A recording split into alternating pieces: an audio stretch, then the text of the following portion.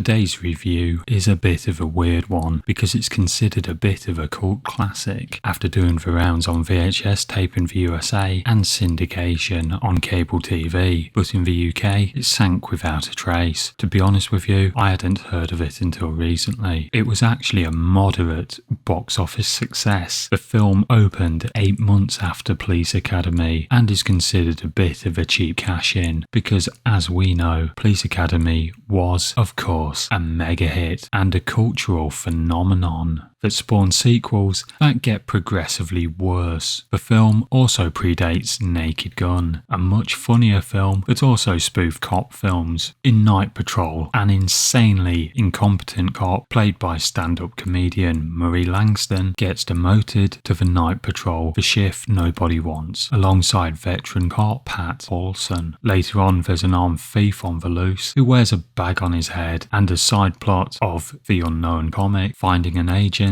and trying to make it on the stand-up circuit. With these comedy films, nobody gives a shit about the plot as long as it's funny, and it has to be said, it goes for anarchy, but it just ends up getting tangled up in its own subplots, many of which just go nowhere or are unnecessary bloat. Night Patrol has a lot of plus points. It is genuinely laugh out loud funny in places with a deliberately politically incorrect sense of humour that is sorely missing from comedies these days. You get gay jokes, lesbian jokes, blackface, jokes which could be considered misogynistic, fart jokes, as well as a huge amount of what some people would class as bad language, and even the odd rape joke. Yeah, it ticks many boxes. It's also got cult queen Linda Blair being cast against her usual type of either scary or tougher than leather. She plays the naive, love-struck officer Superman,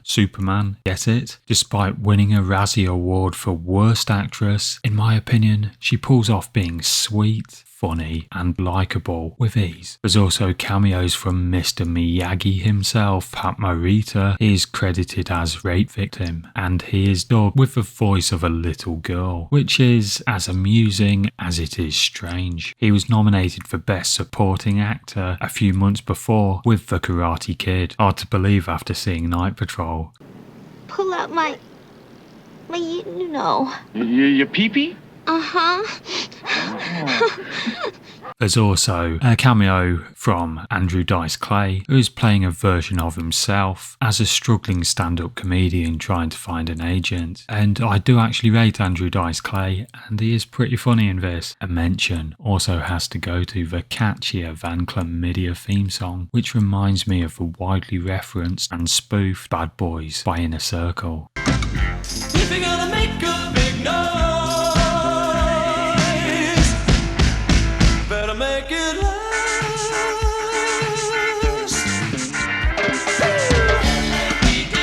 With reviews, I have to be critical, otherwise they wouldn't be reviews, and I know this film has a lot of fans, but here are the criticisms. A lot of the dirty jokes that would be fresh in 1984 are now a bit groan-worthy, and this is due to them being repeated ad nauseum since in changing rooms, in bars, in the office on a coffee break, and also by other stand-up comedians. Night Patrol also does this weird thing of deliberately hammering the viewer over the head by repeating jokes that weren't funny in the first place. I know a lot of other films do this, but they usually build on it or go against audience expectations by doing a pullback and reveal. Night Patrol just repeats the same joke in the hope that the viewer will laugh. A good example is Billy Barty, who is overdubbed with fart noises every time he takes a step. I like a good fart joke, such as those found in Bottom and Beavis and Butthead, but Night Patrol is just grasping at straws. I read somewhere that Billy Barty tried to sue director Jackie Kong for overdubbing the farts without his permission. If that is true, it is funny and almost makes it worth it. Officer 7 and 9? Yes, sir. Take the Hollywood area. Yes, sir. Officer 3 and 5? Yes, sir. Chinatown. Yes, sir. Officers 2 and 6? Yes, sir.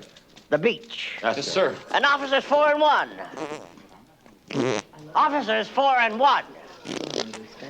Always want to go there. I don't like it there. But those guys are The other problem is the film feels like a series of too hot for TV Saturday Night Live sketches, which are pinned together disjointedly. I know there's other films that do this, like The Groove Tube and Kentucky Fried Movie. The difference is, not only are they piss funny in places, they are also much more competently made. Jackie Kong, I think, is an okayish director. I've seen Blood Diner, which is a campy slasher sequel to Blood Feast, and while not as delirious and fun as it should be, it is a perfectly okay movie. Night Patrol has the same problems of messy pacing, plotting, and underdeveloped characters. I respect the fact that in the 80s and 90s, unlike now, production companies like New World were willing to take a risk on a concept movie based around a non-actor like Murray Langston, who also co-wrote this film. Admittedly, Police Academy and The Naked Gun, which this film is often compared to, are larger budget movies, but the difference really is night and day in terms of how to craft a comedy film. That said, even if I've been negative, I still think Night Patrol is a perfectly okay and occasionally very funny film. I think it rarely is a divisive movie, even if, like me, you like your vulgar, dirty, juvenile comedies. Needless to say, Night Patrol is best viewed under the influence and with a few good friends. It could well be the definitive party movie under the right circumstances, but your mileage really will vary with this one.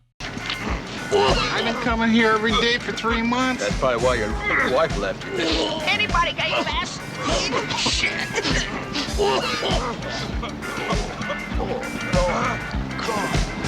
Excuse me, miss, you shouldn't be in this line.